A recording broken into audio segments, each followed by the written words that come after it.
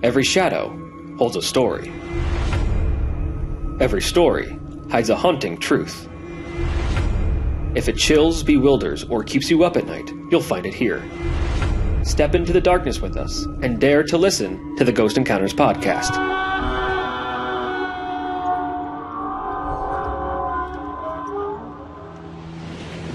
Welcome back, all you spooky people, to the Ghost Encounters podcast. I am paranormal investigator Justin Torok. And I'm Jordan, the group scientist. I'm Hannah, your death-obsessed bestie. Before we get into this episode, how awesome was our group investigation at Sleepy Cat Urban Winery? It was freaking amazing. Oh my god, that was so great. That was so much fun. We're going to do this again. We're going to have multiple tours, multiple sessions, but during this group investigation at Sleepy Cat Winery, I think we had some more activity than we did in our initial episode. Yeah. Yes, we did. We really, definitely did. And during the investigation that we did, I didn't experience anything, didn't hear anything. This was the first time that I heard the meow. Yeah, the meow was crazy. We heard the ghost cat meow with our own ears.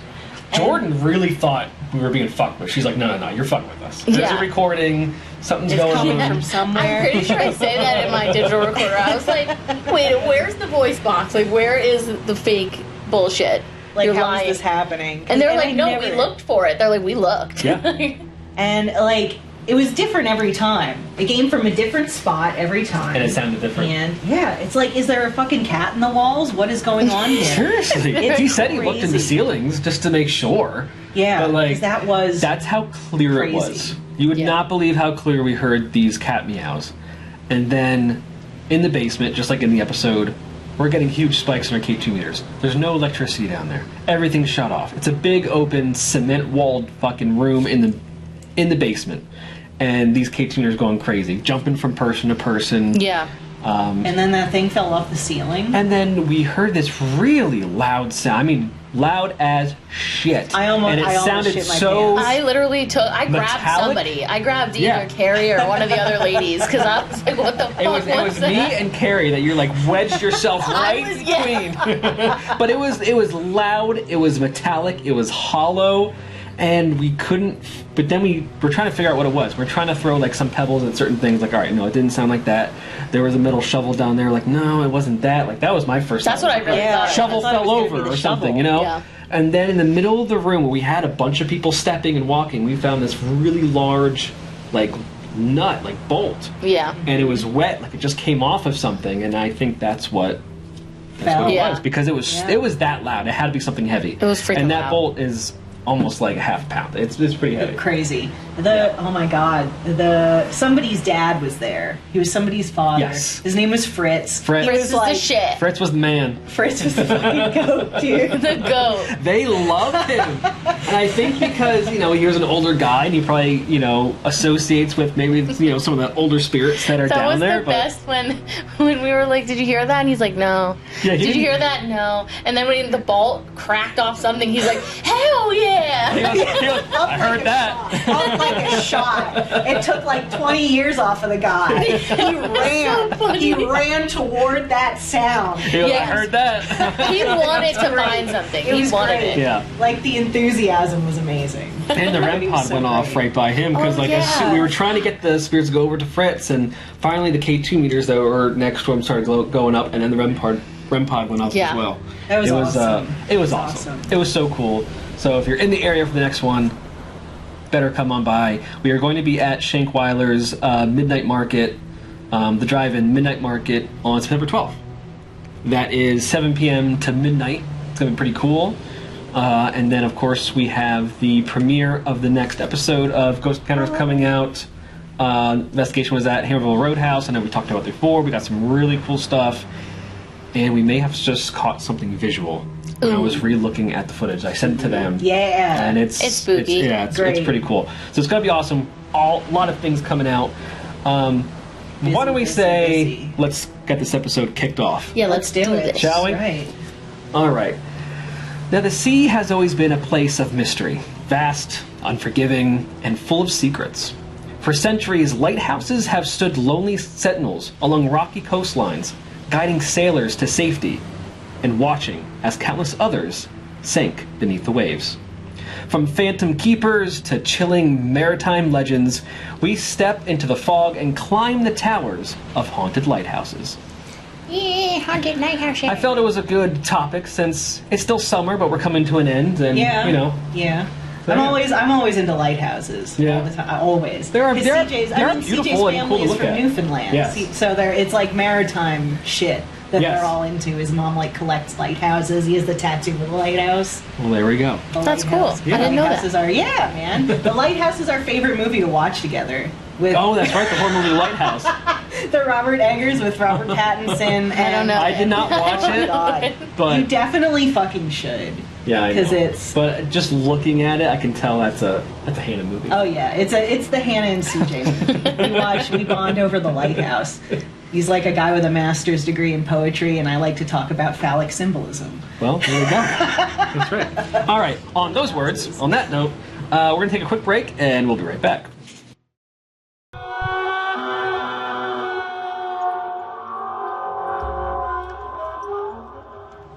And we are back. We are going to start with Jordan with probably one of the most infamous haunted lighthouses. Yes.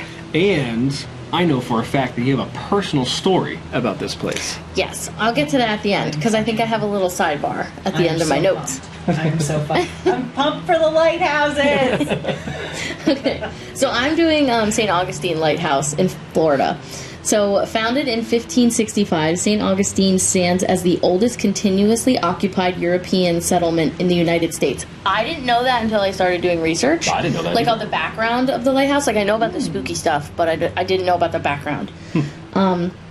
The lighthouse was built shortly after the city was founded by the Spanish crown, and the first official record of the lighthouse dates back to an Italian-made map in 1589, in which a wooden watchtower at the northern tip of Anastasia Island was referenced. Could you imagine, like, pulling a map that's that old That's out old as shit. and seeing that? Wow. So like pre-United States. Yeah. Old Wow, as balls. that's wild. Like, old as hell. Yeah. Yeah. Fuck. Unlike the more traditional lighthouse, it would eventually become. The first iteration was built solely to keep for enemy ships in the Castello di San Marcos, the infamous military fortress. Because I went to a military fortress while I was there, but I don't think it was that one. I think it was something else, and it was crazy. They had like the cannons go off every hour, that's and like cool. my Uncle Chet like grabbed us. He thought we were going into war. It was really funny. Oh, Yeah. fucking poor Uncle Chet. Yeah. So that, like, it was when the fortress was being constructed. In 1737, the original wood structure was torn down and a new, sturdier watchtower was built in its place, using local, I don't know what's coquina. It's, I had to look it up. It's like, imagine like those rocks that you see that have seashells in them. Oh, yeah. Like, it's like kind of they're mushed together. It was built out of that. Like a limestone? Yeah, they Okay. refer to it as a sedimentary rock. So Yeah, it could be I- limestone, yeah. Well, that's cool. Imagine a Yeah. watchtower being built with like Yeah, there's shells and Yeah. creatures fucking like Yeah. meshed into it. There's shells, and then like there's another spooky place in Florida that has like it's like looks like weird art, Yeah. but it actually is like kind of like a beacon where they kind of think that it could be for the Bermuda Triangle. It could set Oh. off like things because That's it's cool. and it's built with like the same type of shit. Yeah. It remained in this form until after the 7 Years' War from 1756 to 1763. I almost said 36. I almost said it backwards. When the British defeated the Spanish and took control of the island. Under their supervision, 30 feet of wood construction was added to the top of the watchtower, as well as a signal fire. So, like, at the top of the lighthouse, it was the first time that they had something to, like, show people, hey, this is where land is. Right, something's laid up. Yeah. I just literally just thought of like Gondor call. the beacons. Yeah. Yes. The Gondor calls parade. The beacons are lit. That's what I literally just thought of. All right. Lord of the Rings. You guys are on the same wavelength. True. I mean, what am I supposed to think if somebody like shows me a lit beacon? I think the beacons are lit. Like, Gondor. A map was drawn in 1780, reflecting this change, displaying a symbol of smoke coming from the top of on the top of the tower. Oh, that's cool. Yeah, the British had hoped this new installation would help ease the amount of shipwrecks. See, I didn't know this stuff either. That's why I wanted to add it. That were happening in the inlets around the island, but they continued to be a serious problem. And unfortunately, it all became true in 1782 when 16 British ships evacuated. That was evacuating troops from the battles of the American Revolution were wrecked during a storm. So 16 ships went down. And they were like leaving. Yeah, they were trying to get the hell out of there, and they died anyway. Handed to them. Yep. Yeah. So little changes were made to the structure until the American government took final control of the land in 1824, and it was deemed an official American lighthouse. Wow. During the American Civil War, Confederate sympathizers living in St. Augustine sabotaged the lighthouse in order to block Union shipping. It remained non-functioning until after the war, when the new victorious American government finally relit the beacon in 1867, returning it to operation. Yeah, that's going to come up in my story as well. Oh, cool. However, the sea level was rising, and Mother Nature got pissed and was like, move this fucking shit back. So, yeah, basically they had to tear it all down and relocate it away from the decreasing shoreline. The U.S. Lighthouse Service began the construction of a new 165-foot tower, complete with 219 steps. That literally, hurts my soul to read out loud. 219 steps. Yeah, I couldn't. And you... Fuck that. Didn't TAPS do an investigation on I think there were a couple. I think they did. Because I remember somebody was bitching about the 219 steps. In 1871 and finishing in 1874.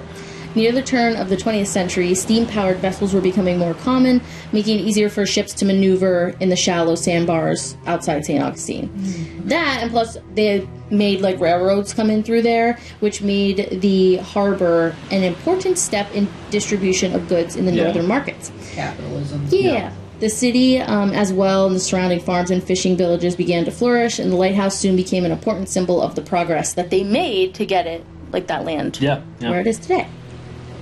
It continued to be maintained and upgraded with new technology until 1980, but then this comes up in all the spooky stories. There was a suspicious fire that destroyed the lightkeeper's home on the grounds, and basically the government took it, because they couldn't fix it really well. So the government, nobody that owned it. It got repoed. I guess. They took over. Land remittance.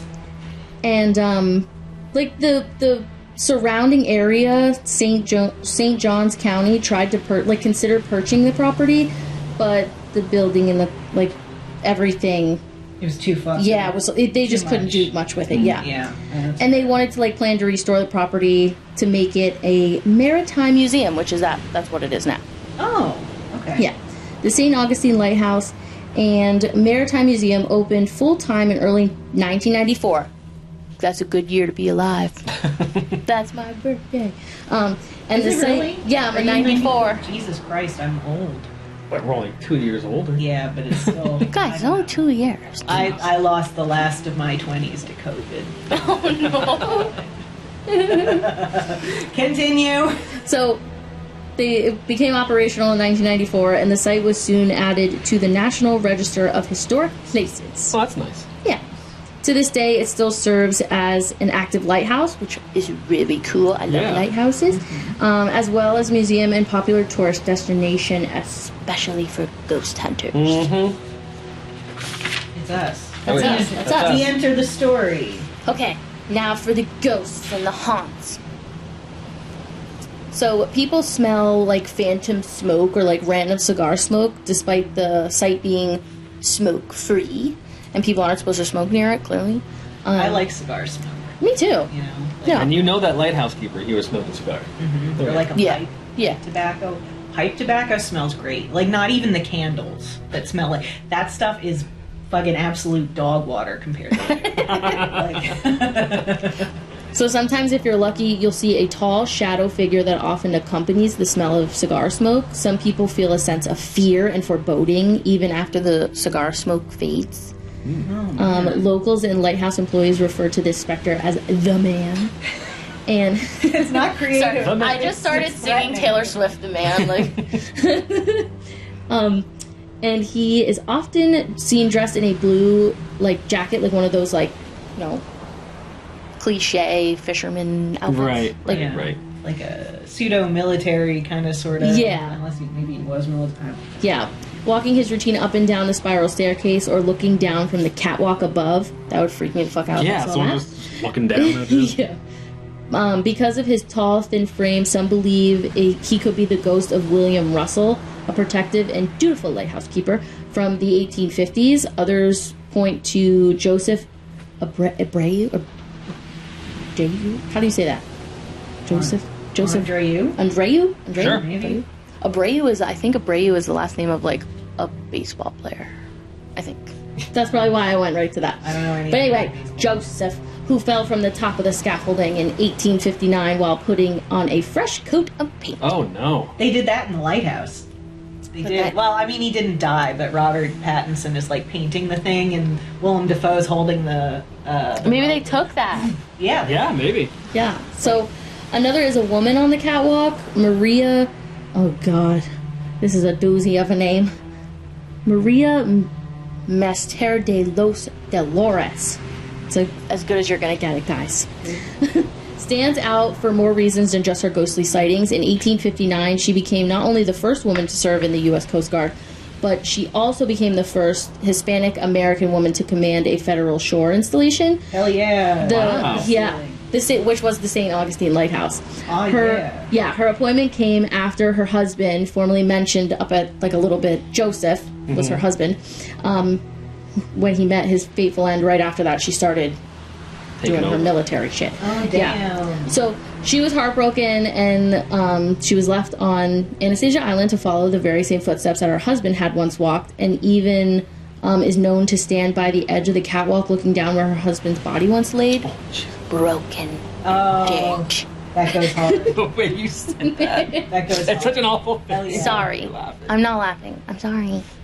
But anyway, she kind of was there for the whole thing, and, it could be one of the reasons that she's still found there. Yeah, that sucks. So people see her apparently on, like, occasion leaning over the railing, probably imagining what her husband's last seconds were like. That's Yeah. fucking crazy. That Yeah. sucks. And That I'm sucks sad so that they're bad. not- like they're just temporarily separated. And then to imagine being stuck in, like, you took this oath, to, like, stay there, but then your husband died there, and now you're it's like torture to stay in Yeah. a place where your husband died. Yeah.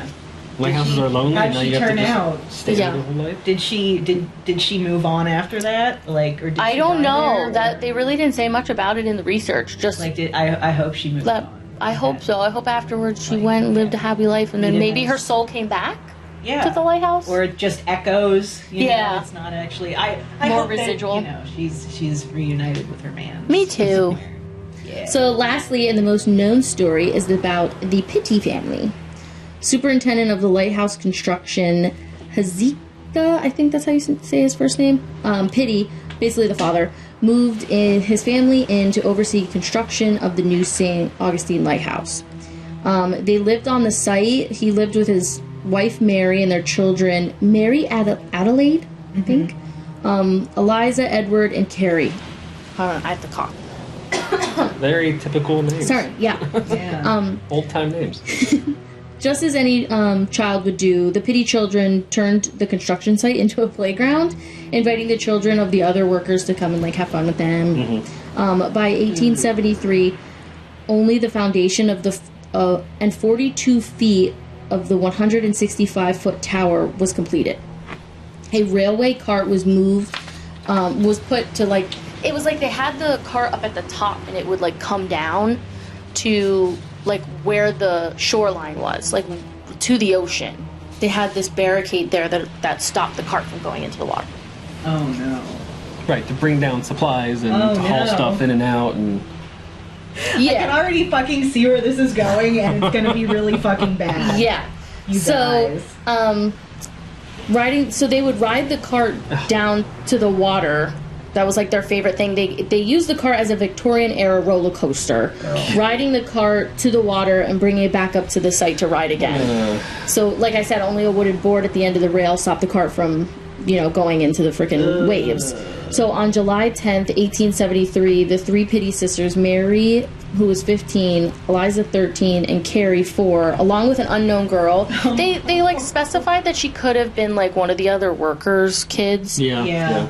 That we don't really know much about. Just all these unsupervised young kids. Yeah. So they were going on in this cart as normal, living their best lives. So the wooden board that stopped the cart from going into the water was not in place, and they didn't know until they already started riding in the cart. So when the cart got down, basically it flipped. It flipped and trapped them under the cart.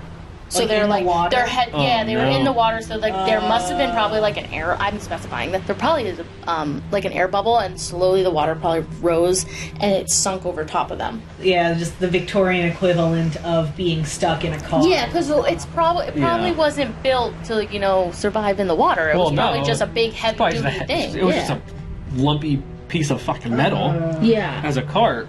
Who is not watching these kids? Yeah, exactly. Like, these kids do that. Yeah, so why weren't you there? Where is everybody? Yeah.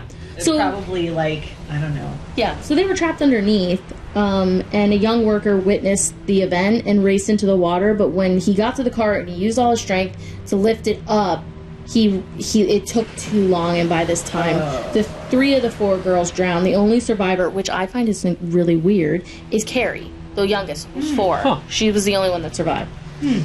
Since the accident, strange occurrences have been repeatedly attributed to the spirits of the girls. After a while, the lighthouse lamp... Oh, wait, let me go back. They said in this one story that I wrote down that it was like the 3 of them, but then in the other story that I read, it was only 2 of the daughters. So it kind of varies depending on what source you use. Okay. Just wanted to specify that in case people try to come at me. I know. I just used this one. So... they had some weird shit. Basically, weird shit's been happening, and after a while, the lighthouse lamp was fully automated, so the lightkeepers didn't have to stay on site like they did back in the day, where they used to have to relight the damn thing and maintenance it all the time. Yeah. So they opened the keeper's house for rent for random people, whoever wanted to rent there. Do that. Yeah. So pretend to be a lighthouse keeper for a weekend. So a local man rented the property during the 1960s. And he tells a story about waking up one night with a small girl standing over his bed, watching him. But when he blinked his eyes to see if, what was actually there, she disappeared.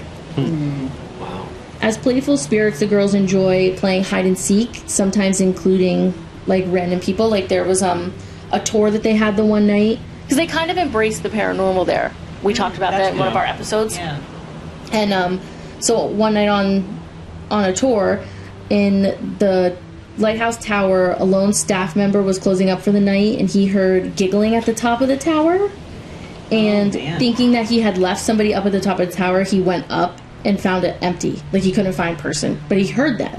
So as he began to head back down the tower, he heard giggling below him. It's fucking around. They were messing with him. Yeah. Yes, they were. So descending the stairs, he once again found no one there. Another evening, a female guest on a tour was standing on the first step of the metal lighthouse staircase. When she took her first step to climb up the tower, she found her shoelaces tied to the staircase. I heard stories about that a bunch of times, though. I love that. That happens a lot. That's awesome. Yeah. Yeah. I mean, hopefully they don't do it when someone's going down. Yeah, that would suck. Fucking crack my teeth out. I'd be pissed. Oh, yeah, either way. But how pissed are you for that worker, climbing up all those steps? Because you heard and then you gotta come back down. And then you gotta climb back down, So on another tour, a guide found a group of young women in the basement of the keeper's home, and one of the young women had an EMF meter to measure electrical activity caused by the spirits. The young woman holding the meter asked the girls if they wanted to play hide and seek, and the meter spiked. Oh. Yeah, and the woman wandered the basement searching for the girls, and when she finally found meter activity under the spiral staircase leading to the main floor, she excitedly was like, "Oh my gosh, I found you guys," and asked them. That's really cute. And asked them if they wanted to play again. And like before, the meter spiked. And they searched around the basement for the girls, and they did that several times to see, what they were doing. They found them under tables and blah blah blah. But then another set. Use that. I was gonna say we definitely can use that. Another set of guests came with little girl spirits. We gotta do that. Yeah. And hopefully we get giggling again. Yeah, that would be crazy. But another set of guests came into the basement, and apparently they really weren't interested in them, and then their energy dispersed. They were just like, peace out, I liked you guys, I don't like them. So, the girls sometimes appear to people in fully formed apparitions. This freaked me out when I was reading this. I got the willies.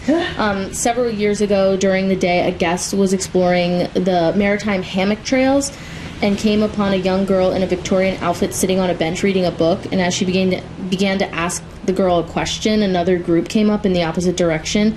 So she got distracted by the group and looked away. And when she turned back, the little girl was gone. That would freak me the fuck out. Yeah, I would be like, I'm getting in my car and I'm going home. The fact that it's not just a glimpse, you see a little girl on a bench reading a book specifically. Yeah. She looks real enough that you were like, oh, hey, where are your parents? Yeah. What are you doing here? Yeah. So in a similar instance, a woman on a ghost tour approached another woman to compliment her daughter's behavior on tour. This is the one that really fucking threw me. Confused, the woman said she had no daughter. And the other woman then told her that a little girl had been standing by her most of the evening. Oh. There were no children on the tour that evening. The whole evening? The whole evening. And this lady saw a girl the whole time, thinking it was somebody's daughter. That's crazy. That would throw me. I'd be like, you're fucking playing. You're kidding me. And that's another very, sustained, real-looking, solid-looking... Yeah, enough for you to say, hey, that's your kid, right? That's crazy. And there's no fucking children. Yeah. Yeah. Wow. But I would like to go. I actually went to St. Augustine when I was younger, and I fucking loved it there. It's probably the reason why I like ghosts. It's one of my, paranormal art stories. It's probably one of your first. Yeah. So or is that your first? It is. It is. Paranormal. It definitely is. Other than living in my scary-ass house in Saucon Valley. That was this. So let's hear the story about your time in St. Augustine. So me and my cousins live in Florida, and my aunt and Uncle Chet. Oh, Uncle Chet, same Uncle Chet. Same Uncle Chet. Okay. So we were down there. So St. Augustine is a little up from where they are. They're down in Palm Beach. So we stayed in a little hotel, kind of like a motel. Our family in one, their family next to us, and then we were out doing stuff all day from what I remember, and I had such a kick-ass time. And then my dad's like, okay, we're gonna get pizza and blah blah blah. So I'm like, fuck yeah, pizza, I can't wait. And then my dad was like, oh, I ordered the pizza so my sisters and my cousins and my aunt and uncle went back to the hotel, and I'm with my mom. Well, my aunt was with us actually, so I was with my Aunt Christine, my mom, and my dad, and it was me. So I'm with them because, I was up my parents' ass. I wanted to be accepted, I was one of those annoying kids. So I'm hanging out with them, and then basically my dad's like, oh, I ordered the pizza into the room. You're going to hang out with us, And I'm like, why? Where are we going? So interested. It's like, yeah, we're going to do this little tour real quick. So out of all the fucking other kids, my dad chose me as the victim to go on the ghost tour, with them. So it's kind of weird now because I'm more sensitive than they are anyway. So it's like, Dad, did you create me? Did you make me into a paranormal beacon? What happened? So anyway, went on this ghost tour. Crazy shit happened, and at first I was pissed. I was like, Dad, I don't want to go on this tour. No, I'm not going. And then he's like, well, I'll get you one of those big ass lollipops you've been talking about all weekend. And I was like, oh, the flat spiral one that's all different colors. And I was like, okay, I will go because I love sweets. So we go. I'm shitting a brick. This lady's in they're all dressed up and shit, and all this stuff happens. Blah, blah, blah. Fast forward. It was a kick-ass time. I had a lot of fun. I got to brag to everybody, oh, you guys are a bunch of little bitches. You guys didn't go. I did, with the adults. And then probably showing off the lollipop. Yeah, fuck yeah. I came home with a lollipop, and my sisters were like, I want the lollipop. Too bad. You don't get a lollipop. You didn't go talk to the ghosts all night. Yeah. So, anyway, getting to the actual point of this. We, got there, and I don't remember if it was, the front desk person or if our cousin said it, but, they would have shut up about Pig Leg Pete. And I'm like, what is going on with Pig Leg Pete? Apparently, there was a ghost at this, hotel that we were at that people hear him dragging his wood leg and stomping as he, walked. So he had, a weird step. So, we talked about it and everything like that, and my dad's like, "You're full of shit, Eric," who's my cousin. He's like, "You're full of shit," and all this stuff. And like, we went to bed that night, and I'm like half asleep because I'm like, "Oh shit, I know it's haunted here. There's ghosts and shit," So I'm like barely asleep, and like it was weird. My cousin came with like fucking garlic and salt and holy water and shit. So like it was a vampire. weird. Like my cousin Dana was prepared to like deal with paranormal, and I didn't know what paranormal was then. Like I didn't know, like I had to really be scared. So anyway, we're all going to sleep, and then like I remember somebody woke up, and then I woke up because I'm a really light sleeper. So I woke up, and my dad's looking out the little peephole, and like my mom's like, "Hans, what is it? Like what's out there?" Like, and we heard this weird stomping and like dragging sound. Oh my god! So my dad's like, "Shut the fuck up!" Like Eric's out there playing a fucking jump. My mom's like, "I don't see anything." Like, no. We didn't sleep. We like basically stayed up because that so freaked funny. us. Like my dad is all like has to see it to believe it. Yep. Like he is like one of those, and he tell has me- to be in the moment. You tell me, he went through that and this shit at your first house. And he's still and weird. He still Yep. is saying that it's... Honestly, He's still like I a half think- skeptic. I think I'm also that bitch. So then we woke up. So we woke up the next day, and like my dad's like, "Haha, Eric, so fucking funny that you played a joke. You got me. I was spooked." Blah blah blah. My cousin Eric's like, the Pete. "What joke?" And then my aunt's like, "We slept through the night.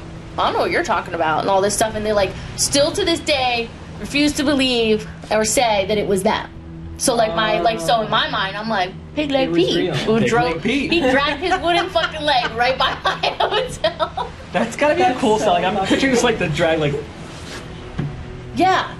Because then, like, Yeah. my cousin kicking up his Eric... peg leg. Yeah, my cousin Eric was trying to make the sound, and, like, my dad was like, "Yeah, that was it. It was definitely you, you lying little shit." It was like... So, like, we still think it was Eric, but, like, they say it wasn't. So, who knows what's true or what's not. But either way, St. Augustine's haunted as fuck. Everywhere you go, there's something to talk about haunted-wise. That's so Which is so cool. And I Yeah. loved it there. Well, maybe we have to take a road trip. That would be awesome. But for now, we're going to take a quick break. We're not going to St. Augustine. Unfortunately. I'm going to listen for Peg Leg Pete, and we'll be right back.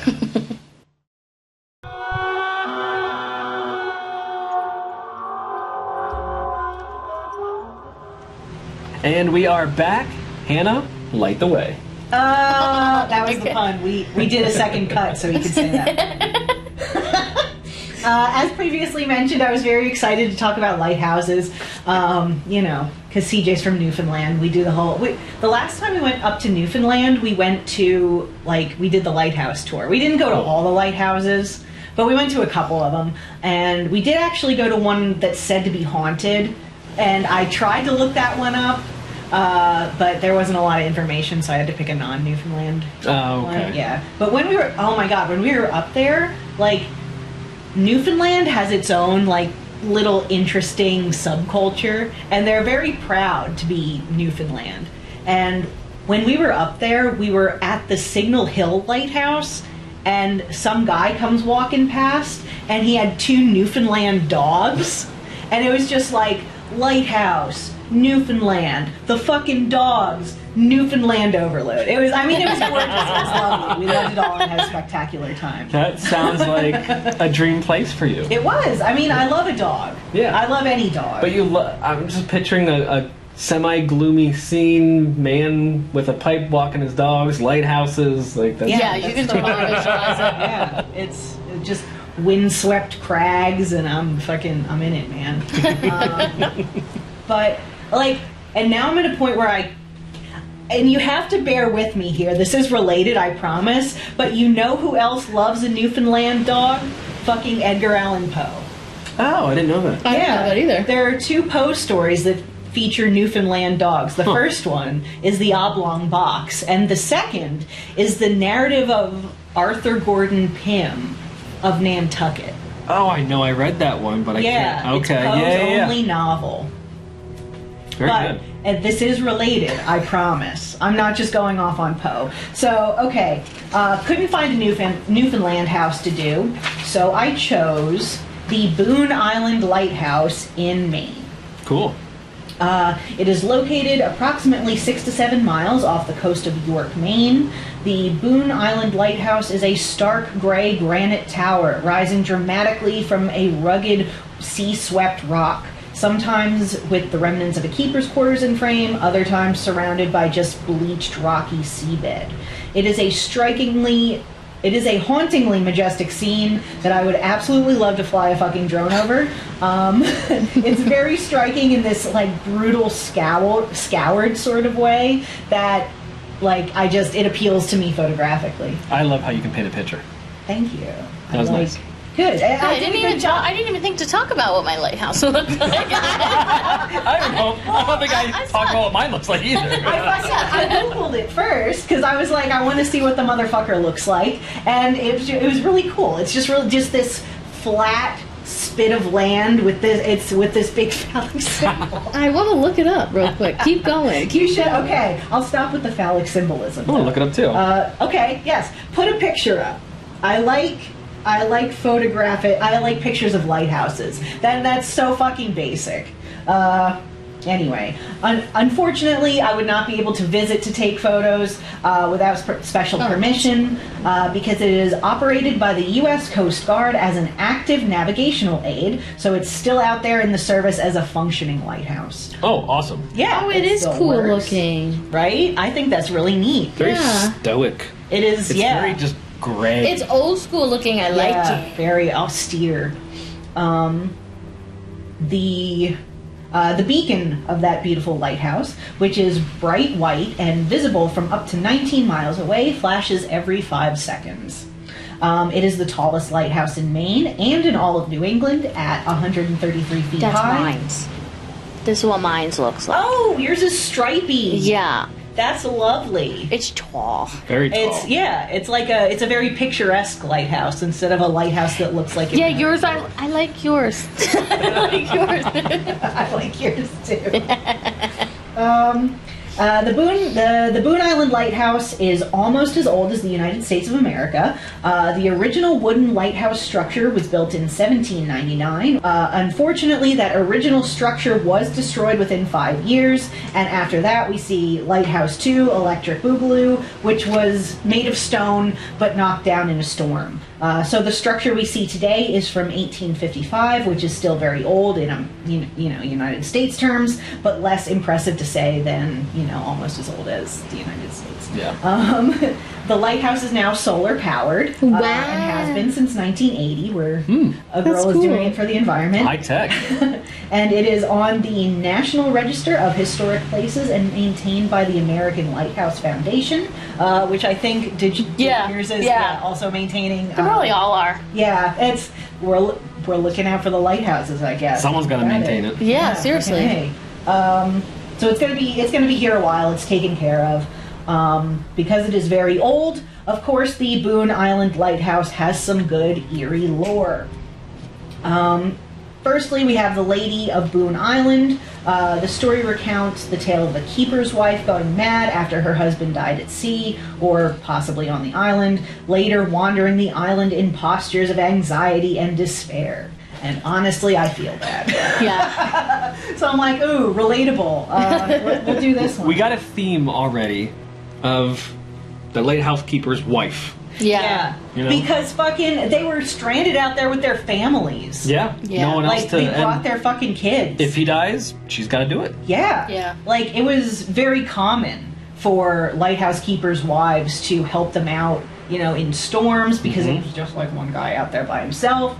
And he'd get tired. And if there was a storm, if the weather was bad, that could be people dying out on the rocks. It was a very important maritime job. Yeah. Okay, so I think the first thing you have to understand about the Boone Island Lighthouse in particular is that the island it's on is so small that it's basically not even there at all. It is 700 feet long and 300 feet wide, which is smaller than a football field. What the fuck? Yeah. There's nowhere to go. That's my That's own it. personal hell. I would is. be like, where are the people? I Where need is anything? people. Except imagine being stuck out there with your family. And during a storm. and there's nowhere to go. My family would kick me out of the lighthouse because I would be flipping. But they'd kick you out to where? To where? 6 the feet ocean. away. They would be like, "Get out, bitch!" Yeet. Yeah, my Just family throwing would be you like, into "You the- are," because I'm a crippling anxiety all the time. Oh. So if there's waves hitting my lighthouse, I'm shitting my pants. You're Like, shitting your brains. get out. That's it. And the post at Boone Island Lighthouse was notoriously harsh due to the fact that the island is fucking tiny, has no soil, no fresh water, and no plants to shelter from these storms that are like just whipping around you 7 miles off the coast. And it's 7 miles off the coast, you know? You're like, you can only access by boat. So Wow. when you're out there, you're fucking stuck out there. There's nowhere to go. Wow. According to wow, it's Yeah, bad, that is dude. wow. It's- Because it like, is how do they literally keep their hell. food cold? Do they buy ice? How do they Like get ice fresh? blocks? Do they do get that? any fresh drinking water? I don't know.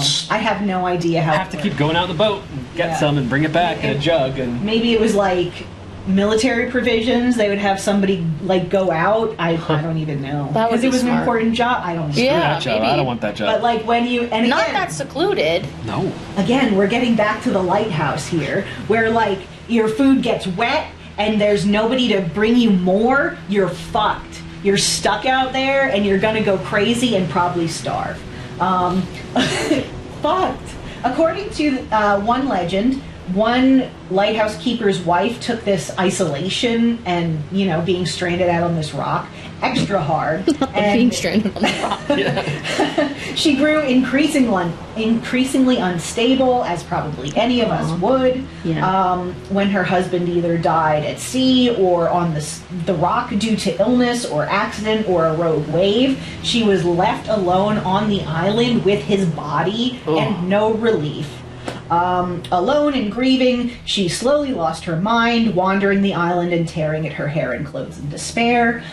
Some versions of the story claim that she tried to keep her husband's body in the keeper's quarters and talk to him as if he were still Oh, alive. Jesus.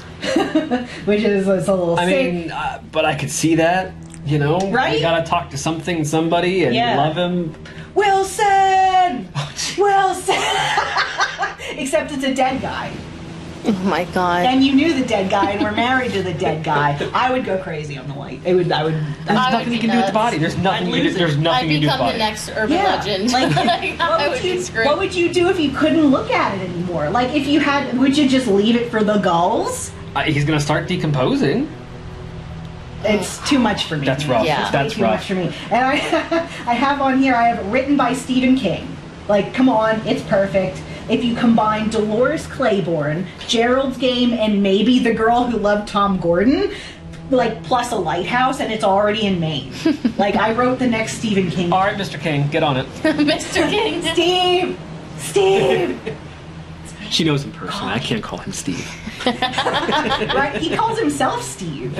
I read his books. See what I mean? Anyway, pulling it back in here. Visitors and the Coast Guard crews have since reported strange phenomena, disembodied cries, and the sound of a woman wailing during storms.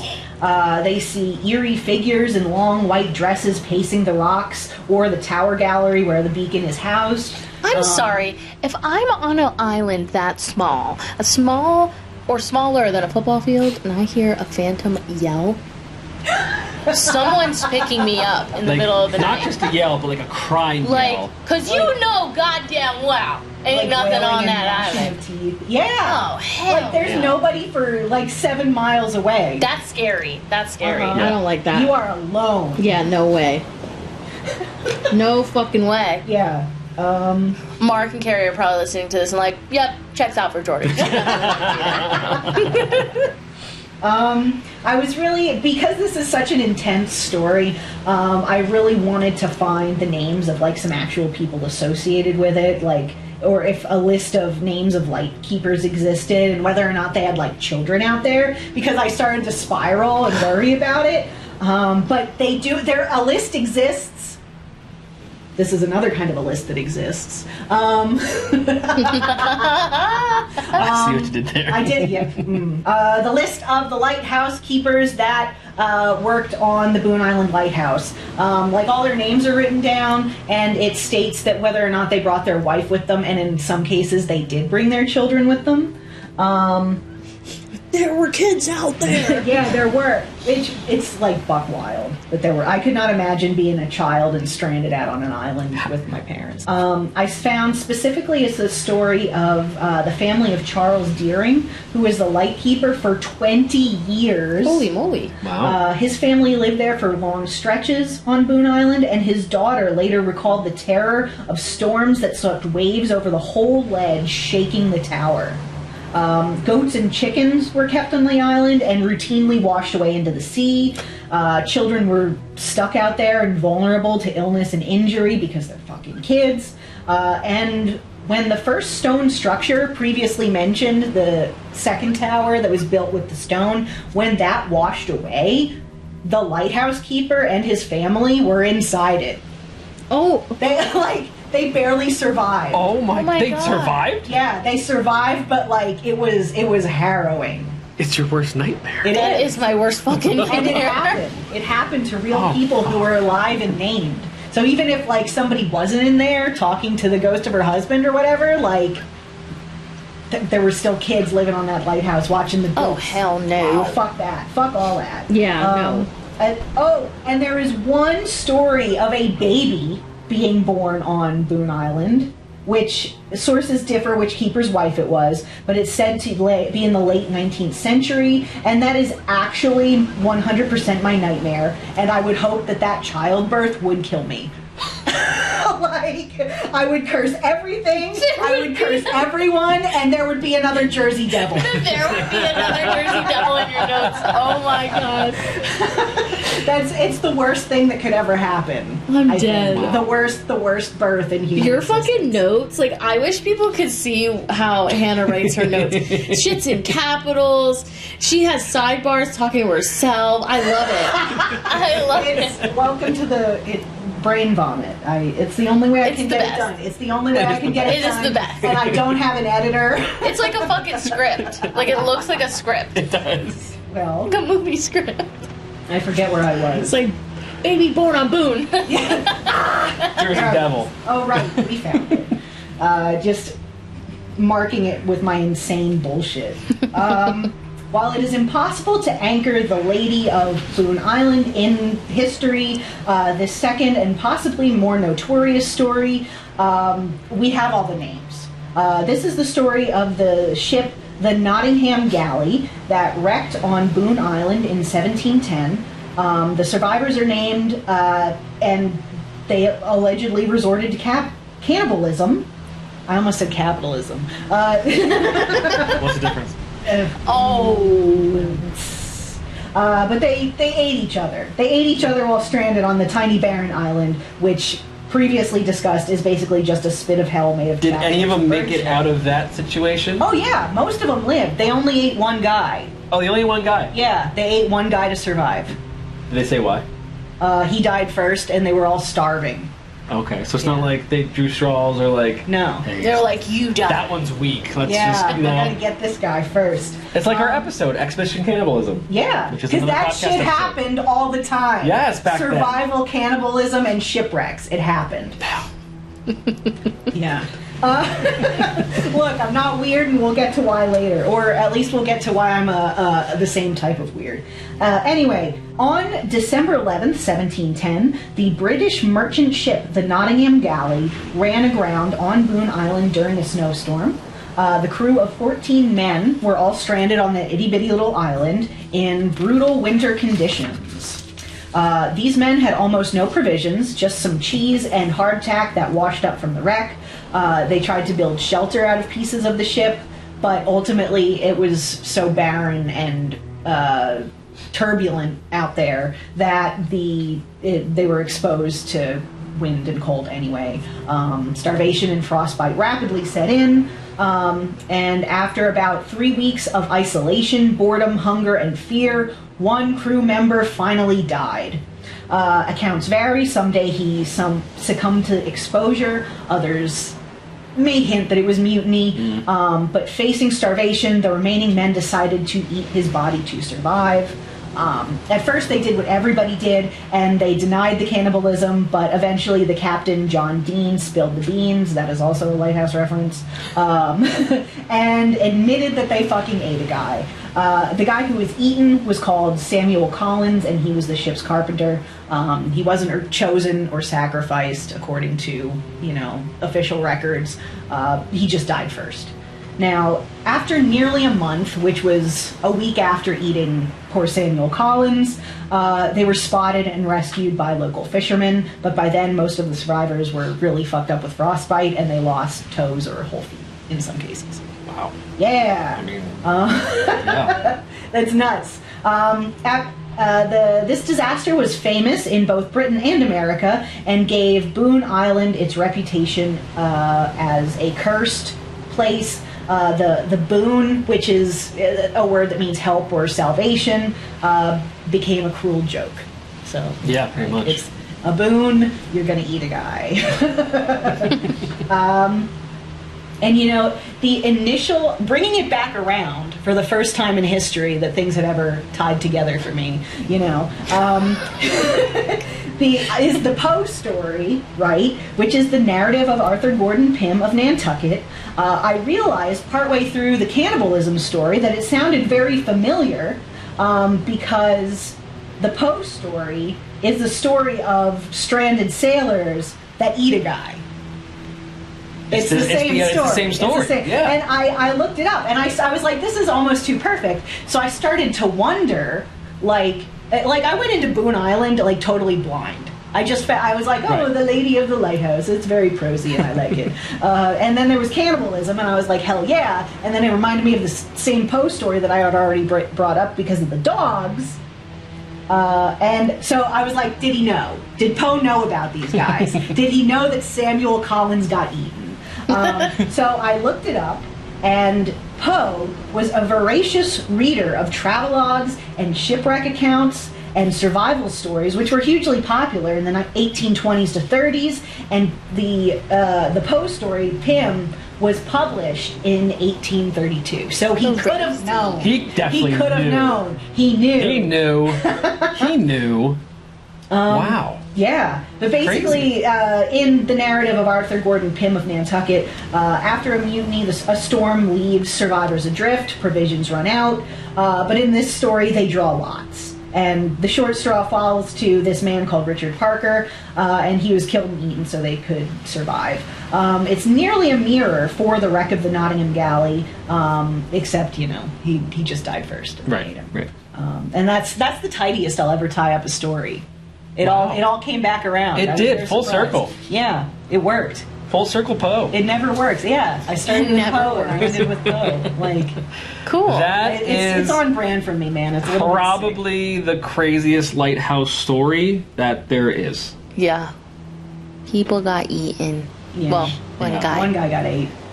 A whole lighthouse got wrecked with a family inside. Yeah. Yeah. Like it's Doom Island. Somebody, not Boone Island. Doom. Somebody gave birth out there. Oh, horrible. I just wonder, was the family near the top of the lighthouse? Were they at the bottom and the top cracked open and they're just exposed on top? I don't know. Were they trapped in this rolling cylinder that's crashed by the wave?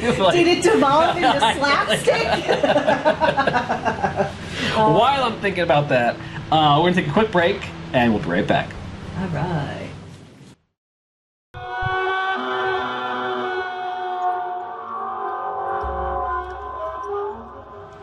And we are back. I am still in a little bit of shock from Hannah's story. That was nuts. Wild. Mine is not nearly as wild. It's cool, but it's not nearly as wild and as cool as yours. And I wasn't even I wasn't even trying to pick the edgy one. I just... You did. You picked the edgy one. Of course, you picked the one lighthouse story that has cannibalism. Yeah, the strange, dark, and mysterious Hannah. I stumbled upon it, I swear. Anyway, for my story, we're headed over to Georgia, and we're going to talk about the Tybee Island Lighthouse. I like how you said Georgia. We heading over to Georgia? Heading over to Georgia? I liked how you said that. Rising from the edge of Georgia's coast Tybee Island Lighthouse has guided sailors for nearly 3 centuries. Built in 1736. It's at the mouth of the Savannah River. It's very close to Savannah. It's literally right on the coast, right next to Savannah. Oh, cool. Do you know anybody in Savannah, or do you know somebody? I did. My friend Katie, she was living in Savannah for a long time. I went out, stayed with her, visited her. Savannah's a really cool place. Very old. I love did it there. Awesome ghost tour there. Really cool place. My grandma lives right across the river, so we get on the ferry and go over to Savannah every time we're there. Yeah. Yeah. It's endured storms, war, fires, endless reconstructions. But with every rebuild came not just bricks and mortar. This lighthouse seems to have absorbed the suffering, tragedy, and restless souls of its past. It's no wonder some believe that this lighthouse has become a beacon not for sailors, but for the dead. Ooh. The early construction and storms. The first Tybee lighthouse was built, as I said, in 1736, ordered by General James Oglethorpe. That's a very silly name. Yes. But the sea and storms were relentless, and just 5 years later, a hurricane tore it apart. I mean, it was only made of, wood. A second attempt rose in 1742, this time of wood and stone, but erosion gnawed at its foundation, and again, gone. In 1773, another tower was built, this time from sturdy brick, with wooden stairs winding up to its height, and that brick base still remains part of the lighthouse that stands today. Hey, cool. There we go. Yeah. In the 19th century, the lighthouse saw so much bloodshed during the Civil War. Confederate forces, so just like in your story, set it ablaze in 1862 to prevent it from guiding Union ships. Reconstruction followed in 1866, but progress halted when cholera outbreaks swept through the area. And when the new tower was finally completed, it reached 145 feet tall, the same height as it stands today. So right off the bat, this lighthouse, built, broken down, built, broken down, built, it's like set on fire. Yeah. And it saw all of that, plus it saw battle from the Civil War. It saw all of that bloodshed. So and the already Civil War was so bloody. So bloody. So right off the bat, this place is just bad news. Yeah.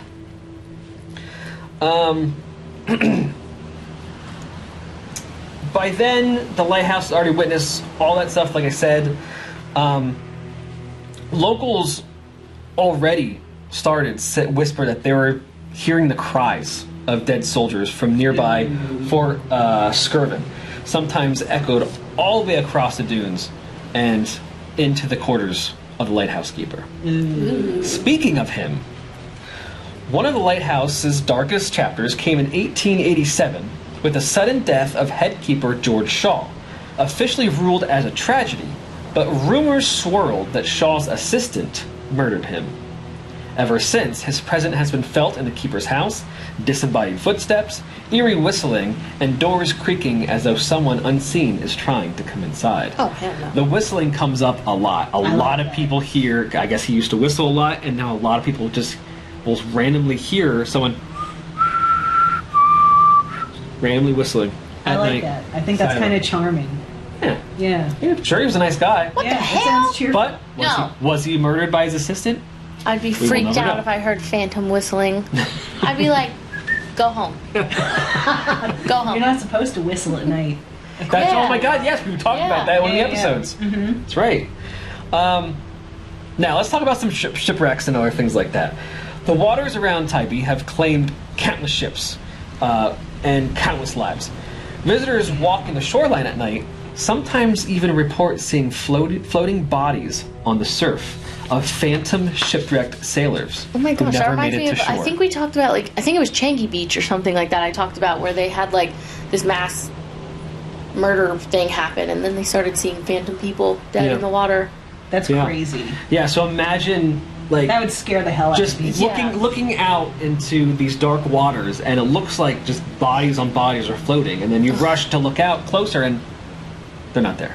That's just like apocalyptic. Yeah, because the ocean can be so scary too for certain people. I'm so if you're looking at the ocean, you're trying to relax, and then you just see dead people. Yeah. It would ruin the whole thing for me. Now, you know how sound travels across water, Yeah. right? Well, what do people hear? They hear the cries and shouts of the dead sailors as they sank to the bottom. Oh my goodness. Imagine hearing that. You're hearing the cries and shouts sounding like someone is drowning, someone like a shipwreck's out there, and you look out. No. It's Yeah, just I would be scared. I would be like, oh my gosh, we gotta call somebody. Somebody's out there. Like, I would Yeah. be scared. I know, right? Genuinely scared. And then my dumb ass would drown looking for Hey, that's not dumb. That's being caring. Yeah, except people drown like that all the time. But I guess there's been a lot of shipwrecks over this area because there's a lot of rocky spots, there's a lot of shallow spots, and even with a good lighthouse, it's not going to protect you from all that. So there's been a lot of that. And here comes some ghost children, just like some of the other stories. Hey. My favorite. Yeah, not all the spirits is in a whistling adult. The most unsettling tale involves children. Some say the daughter of an early lighthouse keeper, known in its legend as Lachlan, still wanders the tower. Visitors describe seeing her on the spiral stairs, warning in a chilling voice, "Turn back or be cursed." Oh my god. I'll be like, yes, ma'am. Others have seen two ghostly children playing jump rope in the yard, their laughter echoing even when no one is there. Electronics fail in what used to be the children's room, as though tiny hands are still reaching out from the past and turning off your stuff. Wow. Kids really do Yeah. be doing that, though. Now, okay, you see a little child reading on a bench. Okay. Yeah. Yeah. But children jump roping, that's a little creepy. Yeah, that's creepy. Like, all I think about now is the children jump roping in the Freddy Krueger one. Oh no, don't you know do what I mean? it. Ah! I hate that. Today, the lighthouse is fully restored, standing proud with its black and white stripes, but visitors still report unexplained activity. Like I said, the phantom whistling, lots of footsteps, talking. A lot of times the footsteps and the talking is on the empty staircase, so it'll echo down the spiral staircase, but no one's there. Objects have moved on their own, and a psychic once claimed to see a keeper eternally standing outside the watchtower, while tourists inside sometimes catch a flicker of figures moving just out of sight. They literally, just like, they'll see someone up top, catwalk, just looking down, peering down, you know what I mean? So Oh, yeah. that happens there too. I like that. That's cool. I mean, I would be terrified, but Yeah. I like that. So nearly 300 years of storms, war, plague, shipwrecks, and tragic deaths have etched into Tybee Island Lighthouse.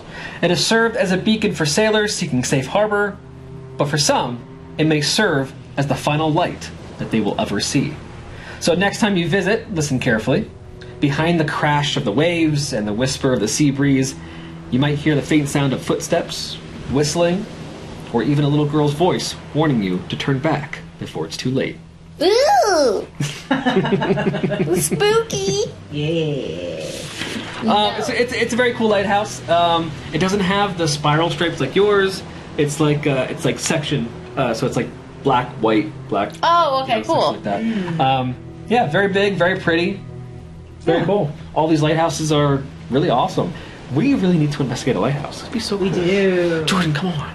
Nobody can see my face unless you watch the video, but She doesn't look thrilled. I don't know. That's scary. My thing is just like, they're so old and like spiral staircases. I can't walk up them normally. I don't need a spirit kicking me down the steps. Dude, I fucking... Like, you know, I guess it Yes. depends on the type of ghosts. Yeah, you know. The if they're location. the pushing you kind. If you're the pushing kind, then Then maybe we're not stay gonna away do from that. that. The But- location too. I'm not going into a little tiny island. We're not going to Boone Island. We're not Doom taking a Island. boat over there and get stuck out there. This and- lighthouse looks really cute. I looked it up while you were telling the story. They're cute. It's like St. Augustine. It's just a little cute lighthouse. Yeah, they're very cool. Damn. There's something. Yours is I don't know. like Shutter Island. yeah. You guys did the cute, cheerful one. And Hannah's is like the creepiest fucking lighthouse I've ever seen in my life. bad luck to kill us. It literally looks like a prison lighthouse. It does look like A concrete cylinder It looks with very- nothing around it. Yeah, there's not even fucking trees. There's barely bushes on that Well, side. ours are like Nothing pretty and grows. Yeah, unkept. like and in the middle of some nice little village. And mine is like just a German brutalist. Horrible. Cold. Inspires nothing but fear. I would love to know, have any of you listening or watching, have you been to any of these lighthouses? Have you been to other lighthouses that are haunted? What were your experiences? That would be a great spooky fan story, wouldn't it? That would be, yeah. If you ever went, tell Someone us that's been to about it. St. Augustine Lighthouse or any of the other countless lighthouses all across the coast of the world, which many of are haunted. If you've been to any of them, let us know. Share us your stories. Tell Yeah. us what happened, what it was like. I would like you to know? hear. Tell Yeah. us about your Newfoundland ones. Or tell me a story about how your family made you go on a ghost tour and you didn't want to go. I'll listen to that too. Or And then, about how... and then you hear Peg Leg Pete. Yeah, Peg Leg you Pete. have Peg Leg Pete. That's fucking crazy.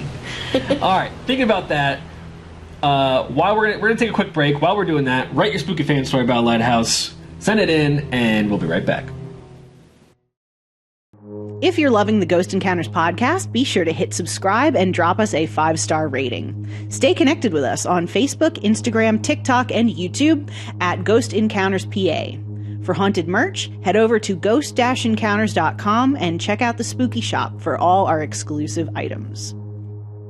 Want to unlock the full Ghost Encounters experience? Become a spooky VIP on Patreon. With your membership, you'll get ad-free episodes, early access, discounts on exclusive merch, and bonus content that brings you closer to the mysteries and the macabre that we explore. Ready to join our haunted community and jump into the shadows? Visit patreon.com/Ghost Encounters Podcast and take your place among the VIPs of the paranormal.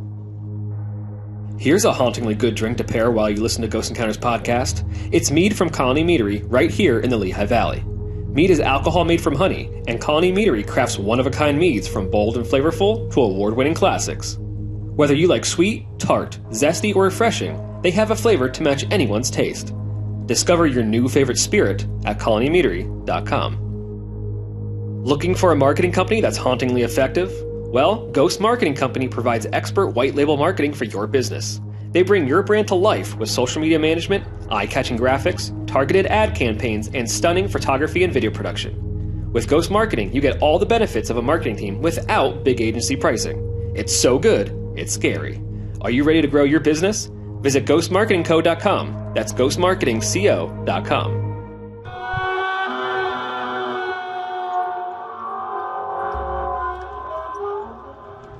And we are back. We have a very, very, very special spooky fan story coming from our great friends over at Sleepy Cat Urban Winery. Thank you so much, Mark and Carrie, for writing into us. Woohoo! And Carrie. thank you so much for hosting that group investigation, because that was so much fun. It was a lot of fun. It's so much activity. I didn't sleep when I got home.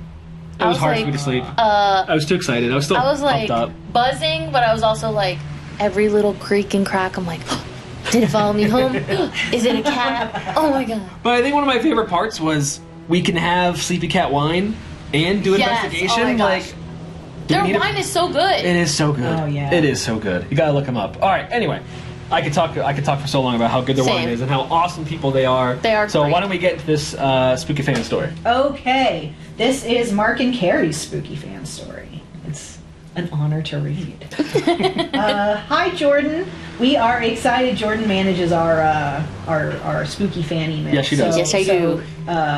You can all shout out Jordan and your spooky fan story when you send it in. Restarting. Hi, Jordan. We are excited to finally have time to send you our spooky fan story. We have been meaning to do this for a while now. We have a few other stories in addition to this one, including another very recent experience we both had with that same bathroom with the cat ball in the winery with video. Ooh. There you go. We love going on ghost hunts in the towns we visit. We like to travel for our wedding anniversary. One of our anniversaries, we went to Gettysburg. This is where we experienced our first paranormal experience that we know of. We were doing our very first ghost tour ever at the Farnsworth Hotel. The tour started in the attic of the Farnsworth. This is the attic where a sharpshooter was thought to fire the shot that took Jenny Wade's life. Jenny Wade was the only civilian to have been killed during the Battle of Gettysburg. That's right. Anyway, we were up in the attic, sitting on the bleacher-like seats. We were closest to the door, and that was closed with a latch. While the tour guide was talking, the door opened slowly. We glanced over to the door, and through the crack between the door and the door jamb, we both saw what we thought was a person wearing a long black jacket. Carrie also saw a Civil War period hat. The tour guide asked Mark to close the door, and Mark said that someone was coming in, thinking that a person had been late to the tour. Right. Mark walked over to the door to latch it, but there was no one outside. There was That is crazy. Yeah, I know, Like, right? That is, they told me this story before, and it's so fucking cool. Yeah. Yeah, but imagine that. You're in this old-ass Civil War era place that is definitely And Mark's so haunted. sweet. He is. He is like He's such like, a yeah, sweet guy. somebody's coming in. Like, oh, the door cracks open slowly. Like it kind of sounded like someone was like, oh shit, I'm kind of late. Let's Yeah. do this Gotta slowly, be an and then asshole. they see the guy, and then no one's there. Yeah, that's nuts. That's cool.